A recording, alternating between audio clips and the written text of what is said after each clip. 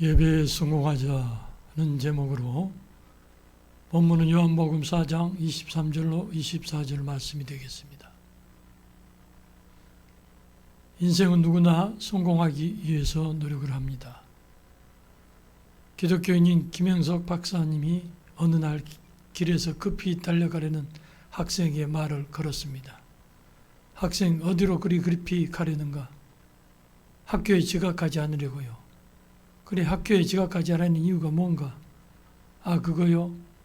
출석 점수 잘 받고 시험 성적도 잘 받아봐야죠. 점수 잘 받으려는 목적이 무엇인가? 성공하려는 거죠. 무엇 때문에 성공하려는 건가? 우수한 성적으로 졸업해야 좋은 회사에 취직하고 좋은 여자랑 결혼해서 아기 낳고 잘 사는 거지요. 맞는 말일세. 그러면 취직하고 결혼해서 살다가 결국에는 어떻게 되는가? 그러다가 늙으면 죽는 거지요. 그렇습니다. 인생은 결국 죽는 것입니다. 그 젊은이가 급히 뛰어가는 목적이 인생의 긴 목표를 가지고 따진다면 죽으러 가는 길임을 알 수가 있습니다. 그러므로 인생은 진정한 성공과 승리를 획득해야 합니다. 그것은 무엇입니까? 우리가 승리하고 성공을 획득하려면 그 성공의 맥을 잘 찾아야 합니다. 바로 이쪽 아래에 안심한의원이라고 하는데 열심히 일을 하더니만은 여 건물을 사서 옮겨가고 부자가 됐어요.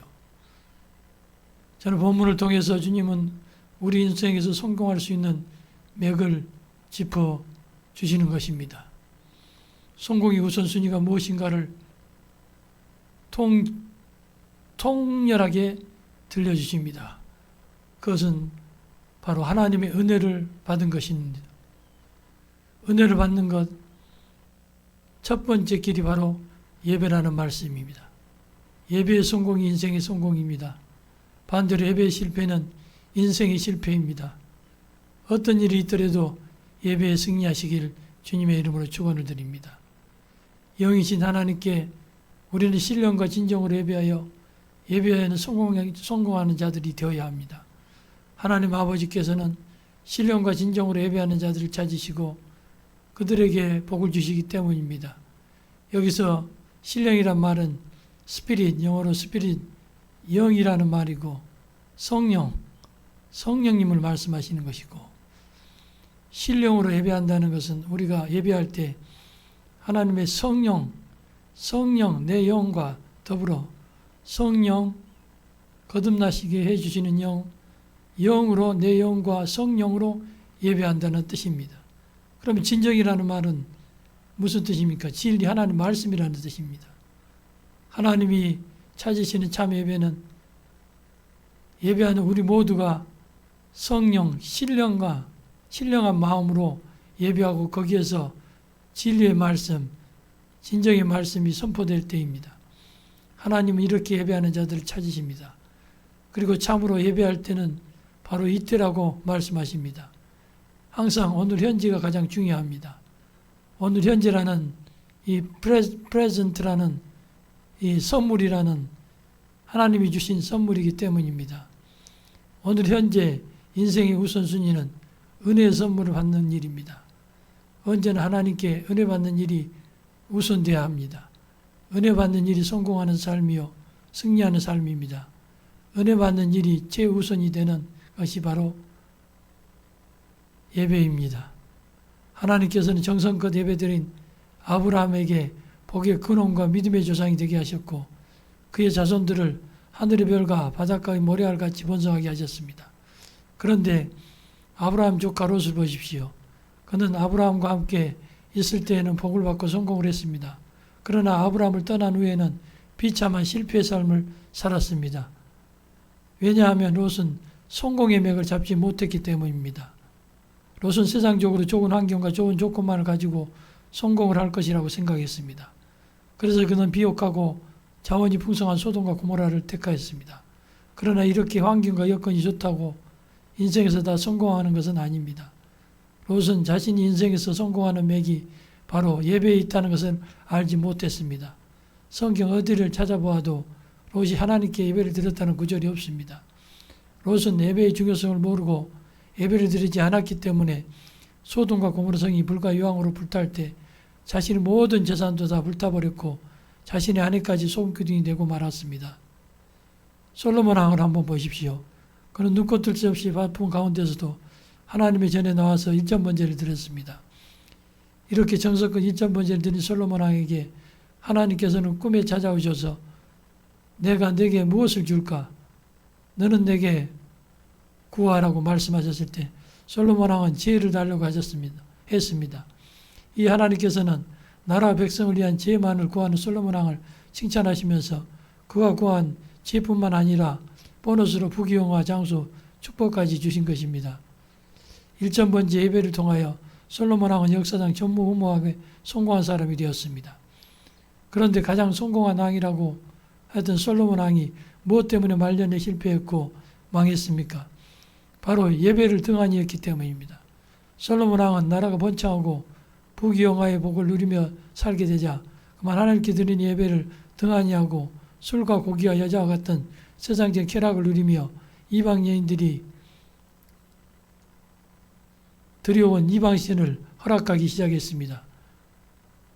그래서 그렇게도 강성하였던 나라가 기울어지고 결국 나라가 두동강이 나고 말았습니다. 이렇게 우리들도 예배를 등한히 하고 세상 일에 빠지기 시작하면 반드시 실패한 인생을 살 수밖에 없는 것입니다. 그러니 첫 번째로 주의를 성수하여 예배해야 하는 것입니다.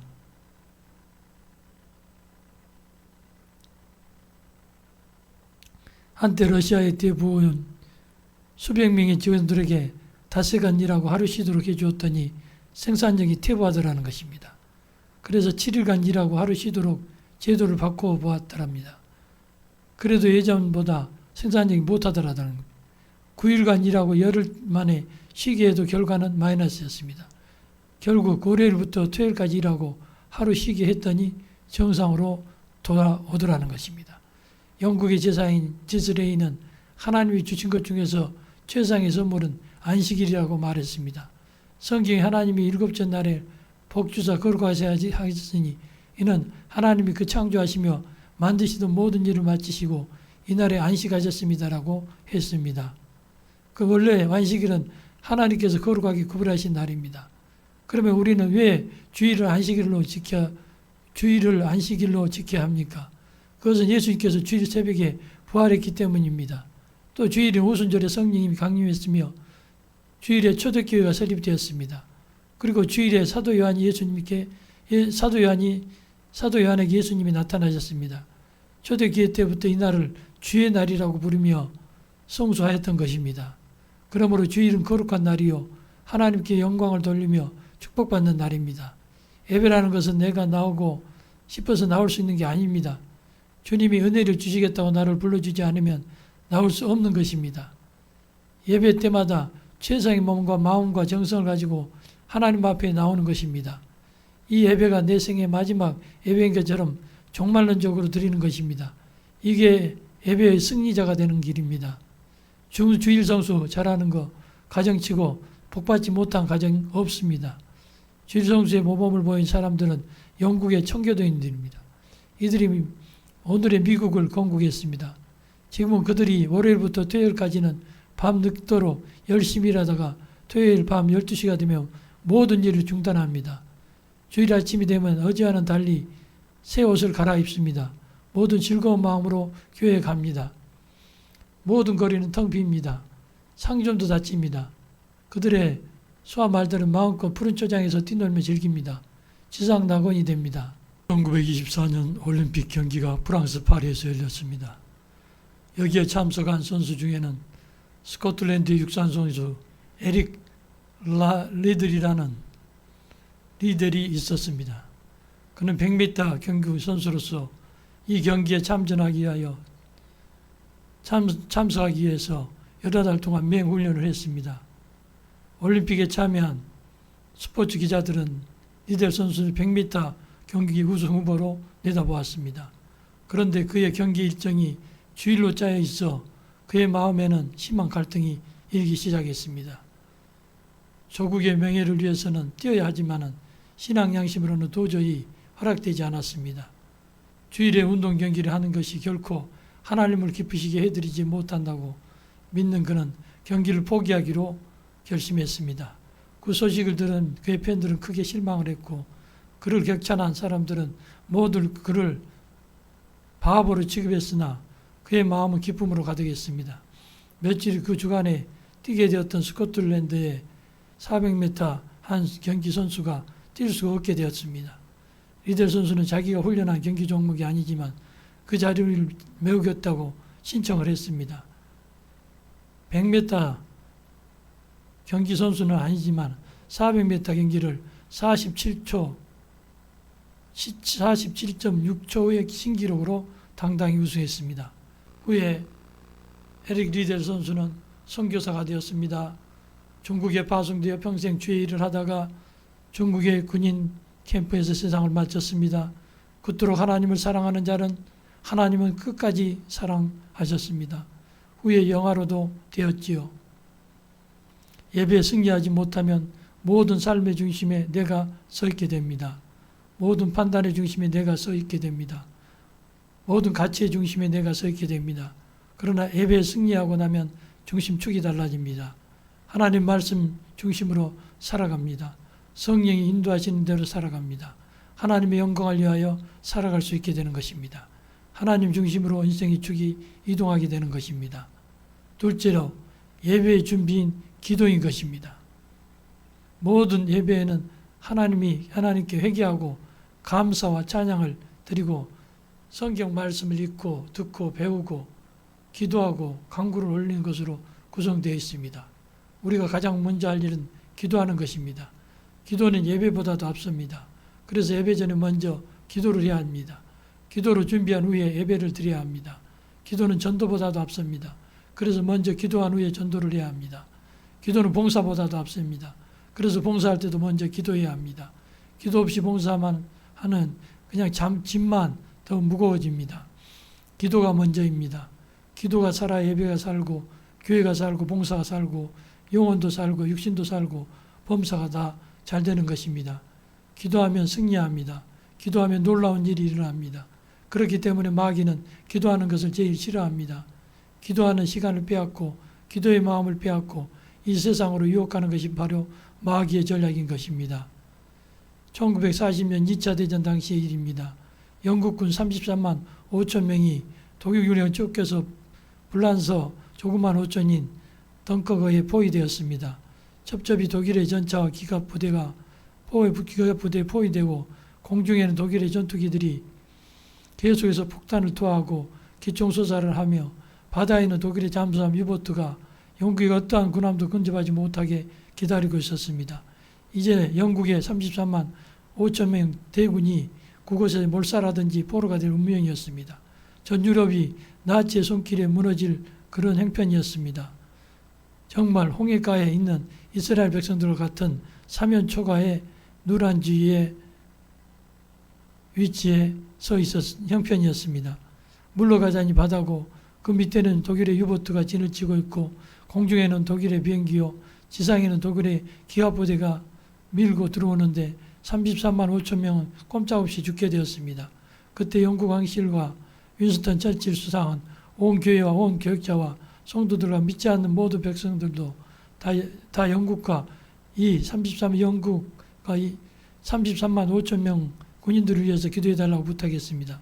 그리고 전 국민 존경하는 윌리엄 템플 경에게 설교를 하도록 부탁을 했습니다.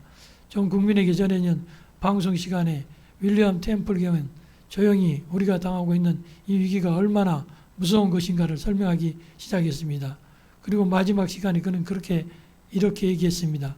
우리 온 국민이 예배해야 할 때입니다.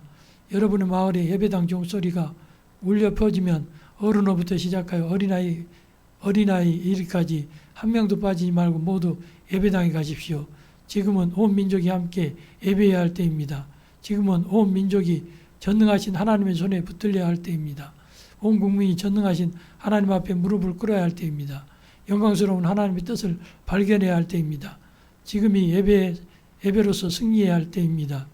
영국의 군인들도 다 기도하고 국민들도 다 기도하고 특히 믿는 사람들은 금식하면서 하나님께 부르짖었습니다.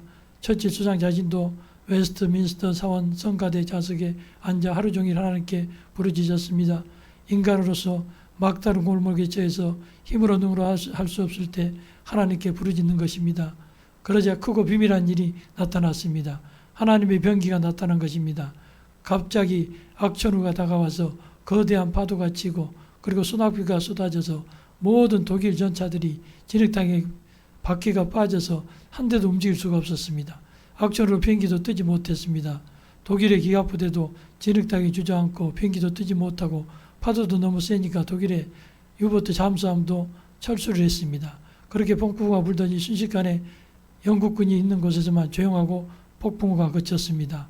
다른 데는 아직까지도 비바람이 치는데 거기만 조용히 했습니다. 영국은 그것을 이용해서 전 상선과 개인 보트까지 다 동원해서 33만 5천 명과 민간인까지 모두 다 철수시킬 수가 있었습니다. 영국군이 다 철수하자마자 폭풍이 그치고 날이 금방 맑아지는데 독일군이 와서 보니까 영국 군인들은 단 한 사람도 없었습니다. 영국은 본토로 후퇴해서 다시 군대를 재조직해서 몽고메리 원수가 그 군대를 이끌고 애굽을 경유해가지고 유럽 대국을 향해서 진격해 나와 결국은 독일이 패망하고 말았던 것입니다. 승패의 배후에 힘이 있는 것입니다. 승패는 기도와 예배에 달려 있었습니다. 세 번째로는 예배의 마음에 감사가 있어야 한다는 것입니다. 우리가 하나님께 감사와 찬양을 드리면 하나님께서 영광을 받으십니다. 이스라엘 백성들은 늘 원망과 불평을 일삼다가 멸망하였으나 다윗은 자기가 죄를 행한 후에도 늘 하나님 은혜에 감사하고 찬미하고 하나님의 특별한 사랑을 받았습니다. 고등학교 교사인 황 집사님 네 분은 예화입니다. 하나님을 잘 섬기는 모델이었습니다. 그들은 물질의 11조 외에는 매일 시간에 11조를 바쳐서 하나님을 섬기는 일에 모범이 되었는데 그것은 늘 하루의 첫 시간을 가정예배로 드리는 섬김의 실전전 생활이었습니다. 그러나 어느 날 회사에 다니던 남편과 학교에서 퇴근한 한 집사가 귀가해 보니까 이런 세상에 살던 집이 없어졌더라는 것입니다. 그만 화재가 나서 새까맣게 잿더미로 다 변하고 아직도 연기 냄새가 솟아나더라는 것입니다. 날마다 저 시간을 예배로 섬길 경우가 이것이냐고 통곡을 하다가 갑자기 설교에서 은혜 받은 어떤 상황 하에서도 모든 범사에 감사하라, 어떤 곳에서도 기뻐하고 감사하라는 그 기도하라는 성경 구절이 떠올랐습니다. 그러나 막막했습니다. 다 타버리고 아무것도 없는데 무엇을 감사하라는 말인가? 원망이 솟구쳐 올려오려는 순간 두 자녀가 학교에 행사관계로 늦게 귀가해서 무사했구나. 우선 가족들이 하나도 다치지 않는 것이 생각나서 감사했습니다. 누전으로 불이 났는데 자기 집만 상하고 이웃집은 한 채도 피해가 없다는 점에 감사했습니다. 또 최근에 슬라이드로 가족사진을 정비한다고 남편이 앨범과 필름들을 회사에서 갖다 놓았는데 오래된 사진첩들이 그대로 있어서 수돗물이 잘 나와서 씻고 청소할 수 있어서 감사가 12가지가 더 대단한 겁니다. 이렇게 감사의 기도를 하니 사방에서 유명객들이 왔고 특히 그 중에는 10년 동안 사이가 좋지 않았던 사촌과 다시 예정을 회복하게 되는 좋은 일이 있었습니다. 폐허에서도 가정예배로 감사를 드리던 불탄 집터엔 건평이 종전에 3배나 더 되는 4층 건물을 짓고 회사의 업무도 크게 번창했으며 계속 주님의 축복을 받아서 얼마 후엔 남편이 장로로 임직을 받았습니다. 하나님은 신령과 진정으로 예배하는 자들을 절대로 외면하지 않으십니다. 반드시 상 주시는 하나님이십니다. 예배에 성공하는 자들은 인생에 성공하는 자들입니다. 예배에 실패하는 자들은 세상에서 아무리 성공한 것처럼 보여도 인생에서 실패하는 자들입니다. 우리는 이 시간 처음이자 마지막으로 하는 간절한 마음으로 예배 때마다 신령과 진정으로 바칩시다.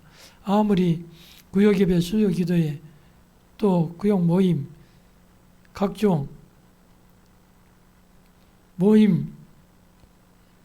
모임에 빠지지 마시기 바랍니다. 예배에 승리하시길 주님의 이름으로 축원을 드립니다.